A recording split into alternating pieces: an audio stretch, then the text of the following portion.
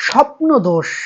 অনেক মানুষের দেখা যায় যে রাতে বা সন্তান বা শিশুদেরও দেখা যায় যে ৫ থেকে ৭ বছর বা ৮ বছর বয়স হয়ে গেলেও রাতে ঘুমানোর সময় চমকে ওঠে বা দেখা যাচ্ছে বৃদ্ধ বা যারা রয়েছেন ২৫, ২৬ বা ৩০ যেকোনো বয়সে হতে পারে। স্বপ্নদোষের একটা জায়গা কিন্তু থাকে।